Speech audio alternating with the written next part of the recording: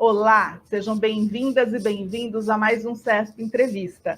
Hoje temos a alegria de receber a jornalista Renata Miele, que é coordenadora do Comitê Gestor da Internet no Brasil, o CGI-BR.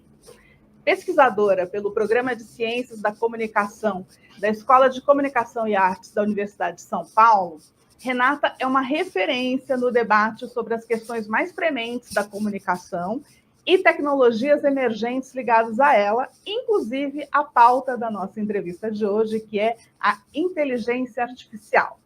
Nessa conversa, ela aborda o que exatamente é essa tecnologia, com esse nome atrativo que remete à ficção científica, o seu estado da arte e possíveis impactos positivos e negativos, assim como a necessidade de regulação da IA. Renata, seja muito bem-vinda e muito obrigada por estar conosco hoje para tratar desse tema que está na boca de todo mundo, há muita confusão a respeito e é importante que a sociedade em geral compreenda para utilizar, para tomar decisões a respeito.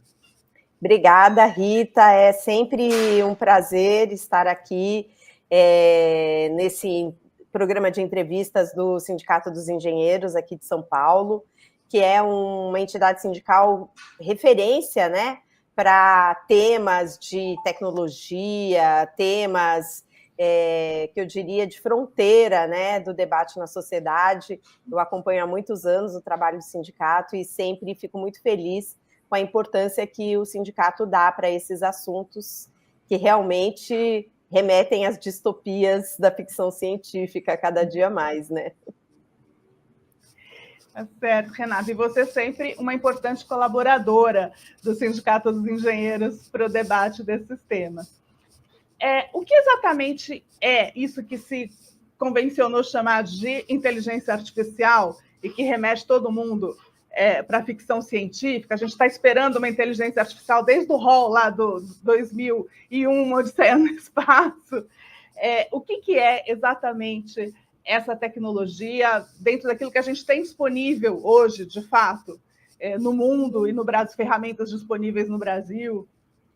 Espero que a gente não encontre uma inteligência artificial igual o Hall na nossa frente, mas, de fato, essa discussão sobre o que é inteligência artificial, ela é muito importante, porque, primeiro que esse tema, ele vem sendo trabalhado, o termo, né, desde a década de 50, há muitos anos, né, por matemáticos, cientistas da computação, que desde então trabalham a ideia de que ferramentas computacionais associadas a modelos matemáticos poderiam desenvolver uma tecnologia que pudesse mimetizar, né, a forma de pensar e raciocinar dos seres humanos. Por isso que se cunhou o termo inteligência artificial.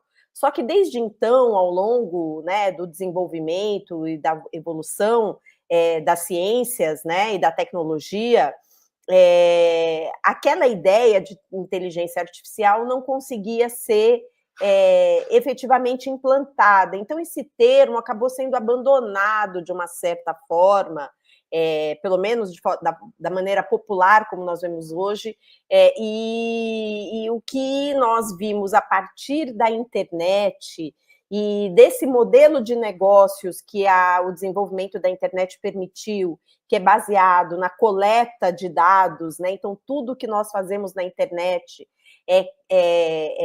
recolhe, né? Minera dados dos mais variados tipos, né? Associado ao desenvolvimento do poder computacional, de chips de última geração, com grande poder de processamento de dados, essas duas coisas juntas gerou uma nova oportunidade para esta área do conhecimento chamada de inteligência artificial, que também é uma área do conhecimento, além de ser uma tecnologia. E isso se popularizou com o advento, diria, do ChatGPT, que foi lançado para que as pessoas pudessem usar uma versão gratuita, né? E começaram a ter essa relação com o que se convencionou chamar também de uma inteligência artificial através dessa ferramenta, e hoje nós temos várias. O que é isso?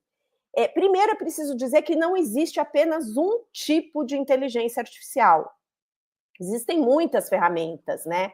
Existe a inteligência artificial que é baseada em modelos de árvore, existe a inteligência artificial generativa, existe a inteligência artificial clássica, existem muitos modelos distintos de inteligência artificial.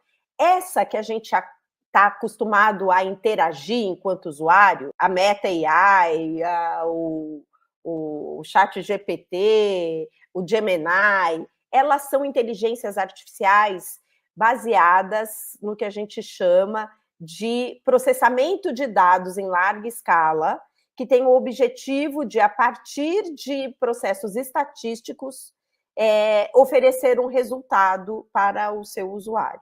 Então, ela nada mais é do que uma ferramenta de predição estatística. Então, nesse sentido, não há uma inteligência conforme a gente vê a inteligência humana, né? Mas ela tem uma capacidade e aprendizado a partir dos dados que ela recebe, de ir cada vez mais gerando resultados com mais acurácia, assertividade, né, com menos erro, mais elaborados, à medida que ela recebe mais dados, aprende com esses dados e gera respostas cada vez mais melhores, digamos assim, né, mais acuradas a partir do seu funcionamento. E quanto mais dados, mais acurácia, mais oportunidade de você ter um conjunto de resultados e que é impossível da mente humana ou do trabalho humano processar de forma rápida como é processado a partir disso. Então, é isso que se convenciona chamar inteligência artificial. Você tem os Large Language Models, que são os LLMs, você tem os baseados em imagem, e você tem um conjunto hoje de aplicações que são customizadas a partir dessa, digamos, ferramenta original, padrão, desenvolvida hoje principalmente por grandes Big Techs. Você mencionou, o ChatGPT foi que popularizou isso, porque lançou uma versão gratuita e todo mundo foi acessar e testar e brincar de ficar conversando com o ChatGPT. Tem essas coisas do dia a dia, os assistentes do Google, da Apple, da Amazon, todas essas grandes Big Techs aí têm essas ferramentas.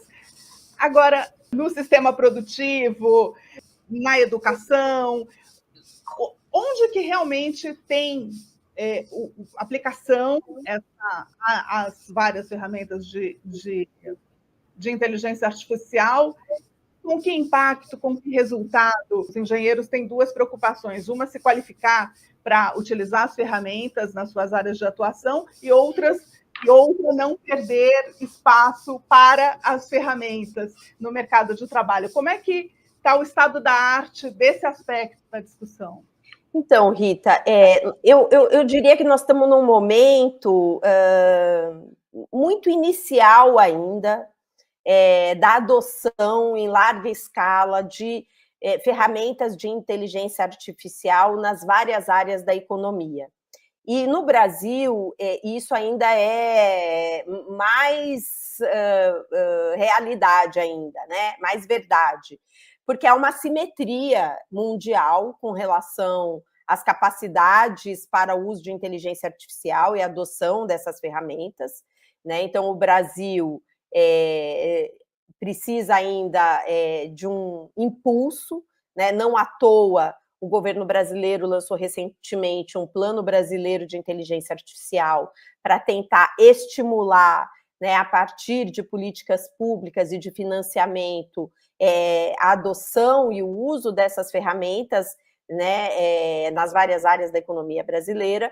Mas, de fato, você trouxe aqui o que é, digamos assim, as duas pontas dessa reta, né? E como buscar um equilíbrio. Porque isso faz parte da história da humanidade, né, Rita? Todo salto tecnológico, toda nova tecnologia que se introduz na sociedade, ela traz tanto os benefícios quanto riscos associados ao seu uso. benefícios, porque elas podem facilitar imensamente processos produtivos, né? Podem ser utilizados em áreas, por exemplo, de grande risco para a atividade humana, ou em áreas onde o trabalho repetitivo pode ser melhor realizado de maneira até mais segura e eficiente por processos automatizados, mas isso sempre também na história da humanidade veio associado com o problema de como isso impacta na sociedade e particularmente no mercado de trabalho, porque à medida que você introduz uma tecnologia, você pode ter um processo de substituição, né, de força de trabalho por dispositivos automatizados. Então, buscar esse equilíbrio hoje é uma das grandes discussões que estão sendo feitas em âmbito internacional e também no Brasil. A inteligência artificial, ela tem que ser vista, na minha visão, e acho que essa também tem sido a visão do governo brasileiro quando debate esse tema, como uma ferramenta que auxilia e melhora a produtividade e o trabalho do trabalhador, né? Mas é claro que em algum momento, algumas atividades pode haver uma substituição de trabalho.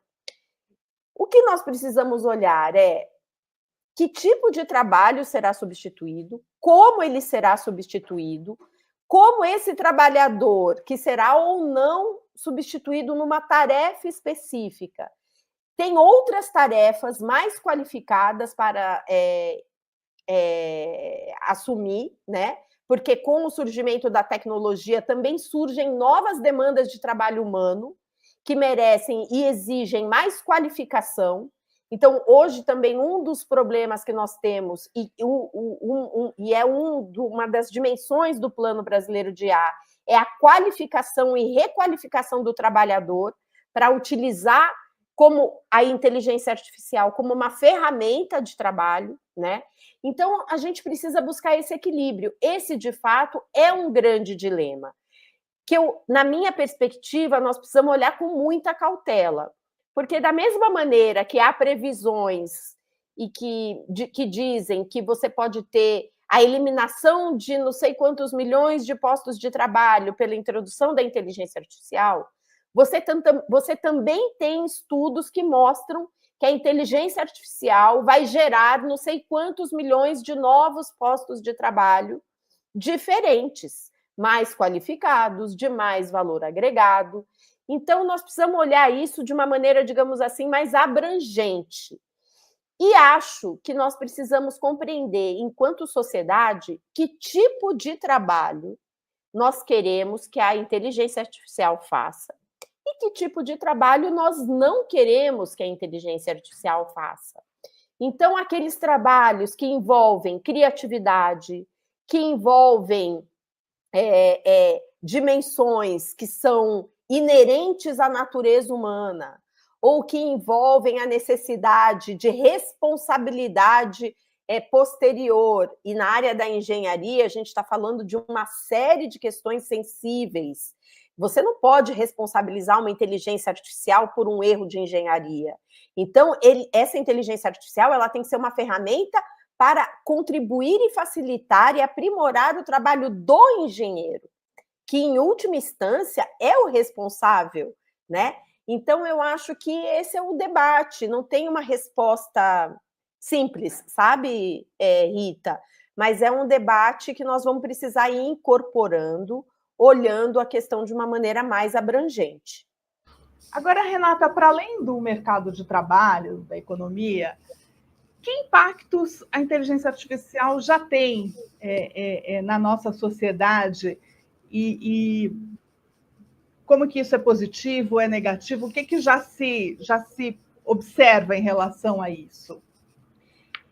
Olha, eu acho que tem muitos impactos positivos, né? E eu acho que à medida que a gente for tendo um uso responsável de ferramentas de inteligência artificial, que seja guiado por parâmetros éticos, por uma boa governança, com uma regulação robusta, né, baseada em riscos. Então, quando a gente tem o uso responsável dessa tecnologia, ela pode trazer muitos benefícios, porque ela pode, de fato, facilitar processos, né? Tanto no mercado de trabalho, mas em outras áreas, de prestação de serviços públicos, né? De facilitação da relação das várias esferas governamentais com o cidadão. Então, você pode ter serviços públicos mais rápidos, mais qualificados.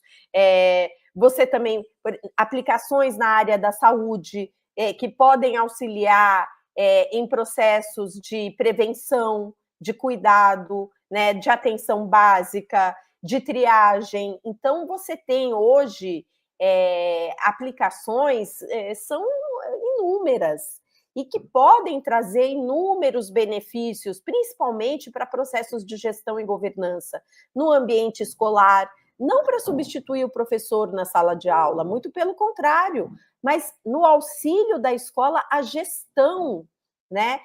A você compreender, por exemplo, você pode ter inteligências artificiais e mecanismos que, associados ao trabalho pedagógico da escola, podem contribuir para a gente identificar por que determinadas regiões ou escolas você tem, por exemplo, maior evasão escolar, quais são as motivações que geram aquele tipo de evasão escolar, o que fazer, por exemplo, sugestões de soluções para evitar essa evasão escolar. Então, isso pode ser uma aplicação muito positiva.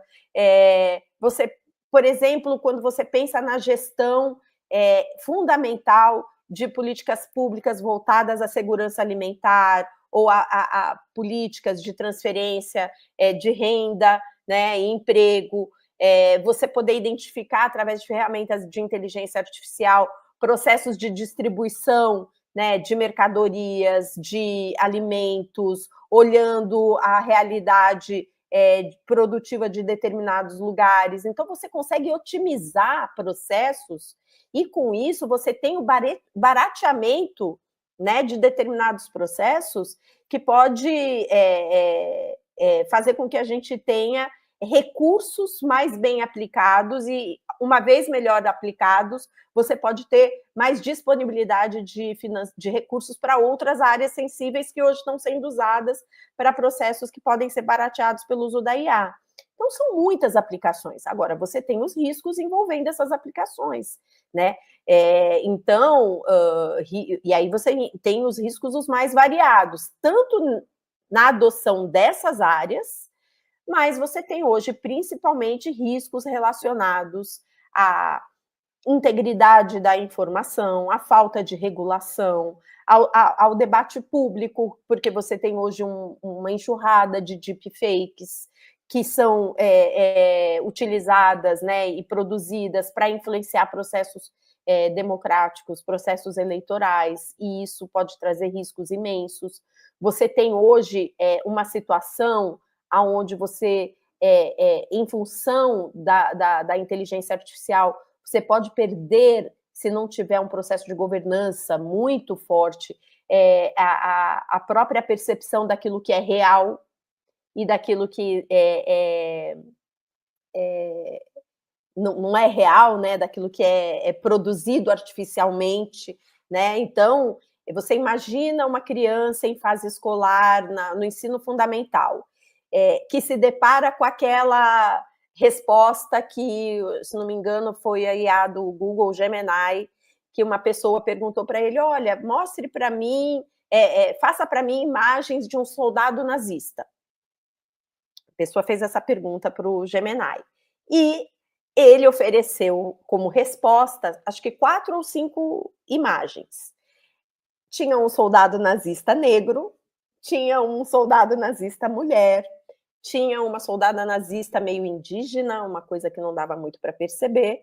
E se eu tenho uma criança do ensino fundamental que faz essa pergunta, essa criança não tem o background cultural, educacional, histórico, para saber que essa resposta é uma completa inverdade, é uma mentira. Quer dizer, é uma distorção, é um viés, porque jamais poderia haver na história um soldado nazista negro, né? Então, isso é um exemplo extremo para mostrar que nós precisamos tomar muito cuidado com a relação que a gente tem com esse tipo de ferramenta. Você sabe, Rita, não sei se você sabe, que existem ferramentas de IA para fazer terapia psicológica. Então, você entra lá, tem várias disponíveis, sem nenhum tipo de regulação. Então, você entra lá e eu vou fazer uma terapia, né? Vou no psicólogo via inteligência artificial, afinal de contas, a terapia está muito cara para você fazer, então vou lá. E eu escolho o perfil do meu terapeuta, e eu começo a conversar com ele, é um chatbot que conversa comigo. Isso é uma coisa extremamente perigosa. Que tipo de diálogo você vai estabelecer? Imagina uma criança, um adolescente, num diálogo com uma inteligência artificial, tentando fazer uma terapia. Então, assim, você tem aplicações muito positivas, eu estou trazendo alguns extremos de problemas e aplicações que podem trazer riscos imensos para a sociedade, e isso tudo exige, portanto, uma regulação e uma governança muito robusta dessas ferramentas. Um aspecto que tem sido muito discutido é o uso de IA para questões de segurança pública, né? Reconhecimento facial, aí tem o viés racista, muitas vezes, porque a inteligência artificial não foi suficientemente treinada em outras fisionomias que não a caucasiana. E aí a gente remete para aquilo que você já comentou um pouco, mas para essa ilusão de que o que é feito pelo ser humano está contaminado por ideologias, por preferências, até pessoais, etc. E o que seria feito pela inteligência artificial seria ali isento desses problemas. E aí pode acontecer exatamente o oposto, né? Exatamente. Na verdade, e muitas dessas ferramentas, inclusive, Rita, nem são inteligência artificial, né? Porque a gente acaba chamando de inteligência artificial tudo que é automatizado e que usa dados, né? Mas o fato é que os vieses são enormes, né? E você tem muitos erros. E a gente tem o Vale do Silício, né? Que na verdade, a região geográfica que cedia, né? A matriz dessas grandes big techs, né? Eles têm uma retórica, e eles usam essa retórica para vender os seus produtos como as mil maravilhas, né? Então, e aí, como é que eles começaram a chamar os erros da inteligência artificial? De alucinações. Eu, particularmente, como pesquisadora, não gosto de associar predicados humanos a sistemas tecnológicos. Acho que a gente comete erros importantes ao fazer isso, porque isso induz uma visão do usuário, né? Você mesmo trouxe isso. As pessoas, elas acabam se relacionando com as tecnologias e acham que essa tecnologia ela é neutra, porque, afinal de contas, ela é uma tecnologia, e as tecnologias são neutras, porque são sistemas matemáticos. Mas isso não é verdade, elas não são neutras, nem só por causa dos dados que usados para o seu treinamento, que são majoritariamente dados do norte global, de uma cultura que não tem nada a ver com a cultura brasileira, que não tem nada a ver com a língua brasileira. Mais de 80% dos modelos de inteligência artificial são treinados em inglês. Não é só por isso, é desde a concepção da ferramenta. Porque quando essa ferramenta ela é concebida por um conjunto de pesquisadores que trabalham para uma empresa, geralmente uma empresa privada, que visa o lucro. E esses pesquisadores, na sua esmagadora maioria, são homens brancos, norte-americanos ou do norte global, que são chamados a desenvolver uma ferramenta para produzir um resultado, né? E esse resultado não necessariamente é um resultado que tem como objetivo melhorar as relações sociais, né? Não é exatamente isso. Então, desde o início, desde a concepção, da programação, os parâmetros, tudo isso tem viés. Então, a tecnologia, ela não é neutra. E ela não é neutra nem na concepção, no desenvolvimento, no treinamento e nem no uso. Porque quando você pega uma inteligência artificial e vai aplicar para 1 milhão de possibilidades, o seu uso também tem um objetivo, né? E que não necessariamente é uma finalidade, digamos assim, filantrópica ou voltada para o bem comum, né? Pode ser, mas mesmo assim, por isso é preciso salvaguardas, é preciso regras, né? E uma das questões que a gente tem discutido muito é que nós precisamos investir para que os países do sul global, e no caso o Brasil, deixe de ser o consumidor de tecnologias que venham prontas do norte global, para que a gente possa ser produtor dessas tecnologias. E produtor produtor por quê? Porque justamente nós precisamos desenvolver e treinar esses modelos de forma georreferenciada, olhando para que essas ferramentas estejam voltadas para resolver problemas concretos da sociedade brasileira, né? Que reflitam a nossa diversidade linguística, cultural, econômica, geográfica, étnico-racial. Então, à medida que a gente também passe a ser produtor dessa tecnologia, a gente reduz parte desses problemas, porque nós vamos ter uma tecnologia que é mais aderente à nossa realidade. E, além disso, desenvolvida por nós, com empresas ou universidades ou parcerias público-privadas que desenvolvam essas tecnologias nacionais, elas também elas também têm mais aderência às regras legais estabelecidas no território nacional. Porque esse é um dos desafios hoje no mundo. Você estabelece regras para o uso dessas tecnologias no Brasil, mas elas têm problemas jurisdicionais, porque nós estamos tratando de empresas cuja sede são nos Estados Unidos. E até que ponto nossas leis têm enforcement, têm, né, impacto e são, de fato, seguidas e respeitadas por essas empresas. A gente viu aí, não estamos falando necessariamente apenas de IA, mas a gente viu o que aconteceu recentemente com a questão do X, né? Então, esse é um desafio muito grande no campo de tecnologias e da inteligência artificial especificamente. E que remete à discussão sobre a regulamentação das Big Techs, que nós não conseguimos fazer no Brasil até hoje, um grande embate em torno disso.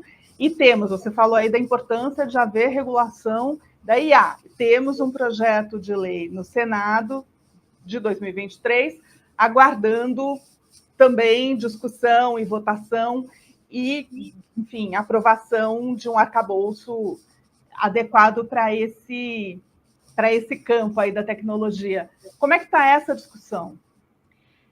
Rita, nós temos, na verdade, temos vários projetos no Congresso Nacional, mas temos um projeto hoje que é diria, principal, né, que tem mobilizado, né, as atenções dos vários segmentos sociais, que é o PL 2338, e que tem uma abordagem regulatória baseada em direitos e riscos, né? Muito semelhante à perspectiva regulatória do AI Act, que foi aprovado na União Europeia. Não é um copia e cola do AI Act, ele tem dispositivos e aspectos, né, bastante diferentes, mas é uma regulação baseada em riscos e direitos, né, assim como a regulação europeia. E houve muitos debates, muitas audiências públicas, né? Esse projeto ele foi elaborado por juristas, né? Foi entregue ao senador Pacheco, presidente do Senado, e tem hoje como relator o senador Eduardo Gomes. E nós estamos aí num processo de discussão bastante grande, né? No âmbito da comissão que foi criada. Mas, como todo debate legal, legislativo, que envolve temas que impactam no debate, nas big techs, na atuação dessas grandes empresas de tecnologia, há uma ação, um lobby, né, muito forte dessas empresas e do setor privado, parte do setor privado. O setor privado é um ecossistema gigante, né? Mas eu estou dizendo diretamente ligado a essas empresas, de evitar a regulação, ou de,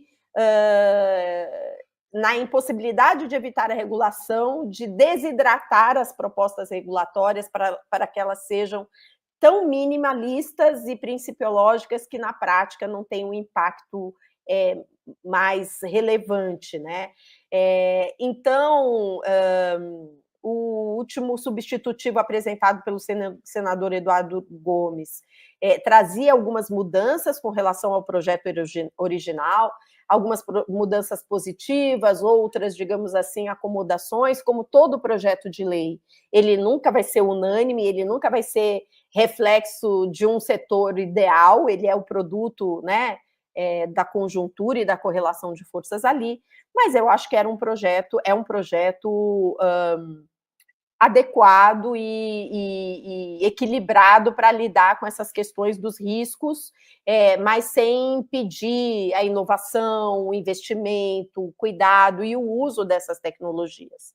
Mas houve aí, nessa reta final, e é sempre na reta final que o setor privado faz isso, é incrível, uma ação muito forte das empresas para modificar o projeto em vários artigos, e a gente precisa ver essa nova versão, mas a gente precisa aprovar urgentemente. É fundamental, inclusive, Rita, o apoio dos engenheiros, do Sindicato dos Engenheiros, o envolvimento da categoria, olhar o projeto, e nós precisamos regular isso rapidamente para que a gente traga segurança jurídica, inclusive, para as áreas econômicas que querem utilizar essas tecnologias nas suas atividades, né? Isso provavelmente não está no escopo da regulação da IA em si, mas tem, além da preocupação em se produzir tecnologia no Brasil, que tem a ver com todas as questões que você mencionou, mas com o nosso próprio desenvolvimento e soberania digitais, a necessidade de um esforço de educação digital, de educação midiática para a população em geral, para que nós não sejamos simplesmente usuários ignorantes de dispositivos e ferramentas e fiquemos nessa situação, assim, nesse limbo, que eu estou usando, mas não sei o que está acontecendo de verdade, para que a gente tenha mais autonomia em relação a tudo isso. Como que o país poderia dar conta de algo nessa direção? Esse é um desafio imenso, né? Na verdade, tudo que diz respeito ao Brasil é um desafio imenso, né? Porque nós somos um país continental, com uma diversidade regional imensa, com assimetrias gigantescas. Então, essa é uma questão importantíssima.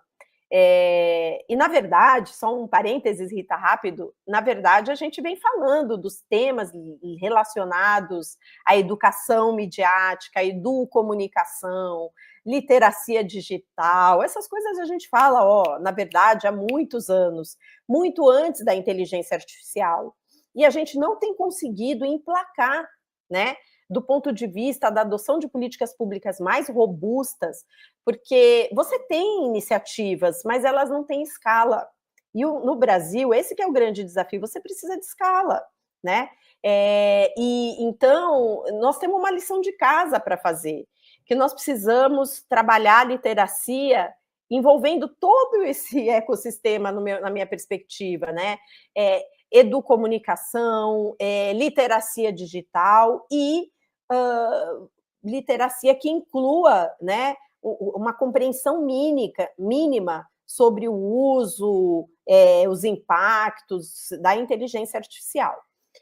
O Plano Brasileiro de IA prevê isso, né? Inclusive tem uma linha de investimentos bastante robusta para projetos de formação, desde a educação básica voltada à inteligência artificial.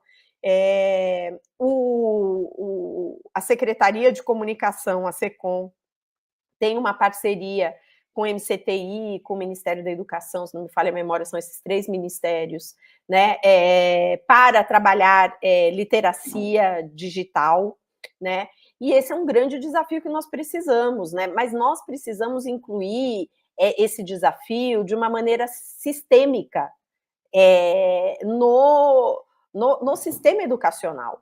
Então, isso, de uma vez por todas, precisa entrar nos currículos das escolas, porque o que tem escala no Brasil é a educação, né? Então, a educação tem escala. Então, por aí a gente consegue enfrentar uma parte do problema, que seria, digamos, as crianças, né? Porque eu acho que desde a infância, porque hoje nós temos crianças já lidando com tecnologia. E, aliás, esse é um outro tema preocupante, super, né? Mas, então, desde a infância, nós temos que lidar com isso na escola, a gente resolve um público, né? Se a gente inclui isso no sistema educacional. Mas nós temos um outro público que não está dentro da escola, que são os trabalhadores, né? Então, aí a gente precisa buscar mecanismos de formação para o uso da inteligência artificial, e quando a gente pensa esses processos de qualificação e requalificação voltadas para o mercado de trabalho, eu acho que dentro da qualificação e requalificação tem que ter uma dimensão de literacia para o uso de IA e literacia digital. É parte dessa qualificação, porque é a maneira da gente ganhar escala. Nós não podemos entender a qualificação e requalificação para o uso de IA no mercado de trabalho apenas na sua dimensão mais técnica estrito sensu. Nós vamos precisar incorporar isso de uma maneira mais abrangente, pensando módulos, né, já da formação. Não tem outro jeito, porque nós para escala. E talvez, Rita, aqui uma coisa que me ocorre agora, pensar parcerias com as entidades sindicais, né? Para que a gente possa, desde as centrais sindicais, federações, confederações, né? O nosso sistema sindical poderia também, que faz muitos cursos, né? A gente poderia também incluir na preocupação, né? Cursos relacionados a isso, olhar o movimento social, aí você lida com uma outra parte da população.